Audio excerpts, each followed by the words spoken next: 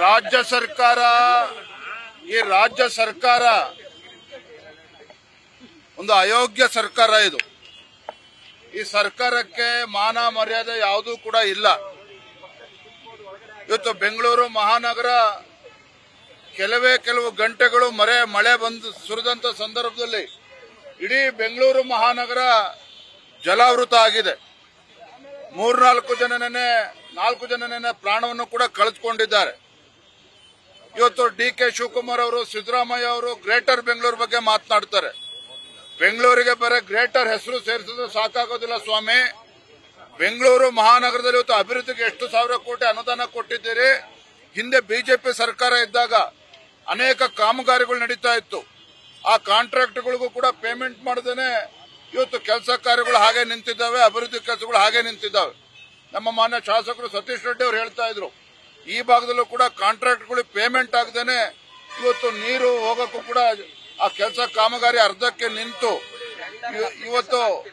ಇವತ್ತು ಈ ರೀತಿ ಪರಿಸ್ಥಿತಿ ಬೆಂಗಳೂರು ಮಹಾನಗರದಲ್ಲಿ ನಿರ್ಮಾಣ ಆಗಿದೆ. ನಾನಿವತ್ತು ರಾಜ್ಯದ ಮುಖ್ಯಮಂತ್ರಿಗಳಿಗೆ ಮತ್ತು ಉಪಮುಖ್ಯಮಂತ್ರಿಗಳಿಗೆ ಕೇಳೋದಕ್ಕೆ ಇಚ್ಛಪಡ್ತೇನೆ. ಬೆಂಗಳೂರಿನ ಮಹಾಜನತೆ, ಜನಸಾಮಾನ್ಯರು ಟಾಲೆಸ್ಟ್ ಟವರ್ ಡಿ.ಕೆ. ಶಿವಕುಮಾರ್ ಮಾತನಾಡ್ತಾರೆ, ಅಂಡರ್ ಗ್ರೌಂಡ್ ಟನಲ್ ರೋಡ್ ಬಗ್ಗೆ ಮಾತನಾಡ್ತಾರೆ. ಇದನ್ನ ಕೇಳ್ತಾ ಇಲ್ಲ ಬೆಂಗಳೂರು ಮಹಾಜನತೆ.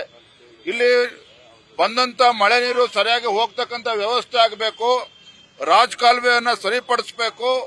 ಕೆರೆಗಳನ್ನ ಒತ್ತುವರಿ ಏನಾಗಿದ್ದು ಅದನ್ನ ಸರಿಪಡಿಸಬೇಕು. ನಿನ್ನೆ ಸಿದ್ದರಾಮಯ್ಯ ಅವರು ನೋಡ್ತಾ ಇದ್ದೆ, ಮುಖ್ಯಮಂತ್ರಿಗಳು ಉಪಮುಖ್ಯಮಂತ್ರಿಗಳು ಅಧಿಕಾರಿಗಳಿಗೆ ಹೇಳ್ತಾ ಇದ್ರು ಹೂಳನ್ನ ತೆಗಿಬೇಕು ಅಂತೇಳಿ.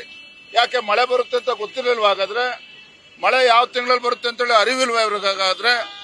ಯಾಕೆ ಮಾನ್ಸೂನ್ ಪ್ರಾರಂಭ ಆಗುವ ಮುಂಚಿತವಾಗಿ ಯಾಕೆ ಅಧಿಕಾರಿಗಳಿಗೆ ಬಿಗಿಯಾಗಿ ಹೇಳಿ ಕೆಲಸ ಕಾರ್ಯಗಳನ್ನ ಮಾಡೋದಕ್ಕೆ ಆಗ್ಲಿಲ್ಲ? ಹಾಗಾದ್ರೆ ಅದನ್ನ ಮಾಡೋದ್ ಬಿಟ್ಟು ಇವತ್ತು ಹೊಸಪೇಟೆನಲ್ಲಿ ಕುತ್ಕೊಂಡು ರಾಜ್ಯ ಸರ್ಕಾರ ಮೋಜನ್ನು ಮಾಡ್ತಾ ಇದೆ.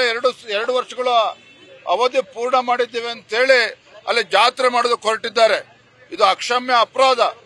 ಇವತ್ತು ಮಾನ್ಯ ಮುಖ್ಯಮಂತ್ರಿಗಳು, ಸಚಿವ ಉಪಮುಖ್ಯಮಂತ್ರಿಗಳು ಬೆಂಗಳೂರು ಅಭಿವೃದ್ಧಿ ಬಗ್ಗೆ ತಲೆ ಕೆಡಿಸಿಕೊಳ್ಬೇಕು.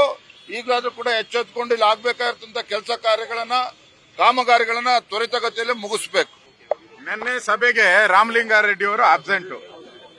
ಯಾಕೆ ಅಂದ್ರೆ ಆ ವಿಸಿಟ್ಗೆ ಇಲ್ಲಿ ಬೆಂಗಳೂರಿಗೆ ಕೊಟ್ಟಂತ ದುಡ್ಡನ್ನ ಡೈವರ್ಟ್ ಮಾಡ್ಬಿಟ್ಟವ್ರು ಬೇರೆ ಅವ್ರಿಗೆ ಬೇಕಾಗಿದ್ದು ಕೆಲಸ ಕಾರ್ಯಗಳಿಗೆ, ಪ್ಯಾಕೇಜ್ ಅಲ್ಲೇ ಅಂದ್ರೆ direct commission, spot commission, ATM commission, ಅದಕ್ಕೆ ಡೈವರ್ಟ್ ಮಾಡ್ಬಿಟ್ಟಿದ್ದಾರೆ. ಅದಕ್ಕೆ ರಾಮಲಿಂಗಾರೆಡ್ಡಿ ಅವರು ಬೈಕಾಟ್ ಮಾಡಿದ್ದಾರೆ ಅಂತ ಸುದ್ದಿ.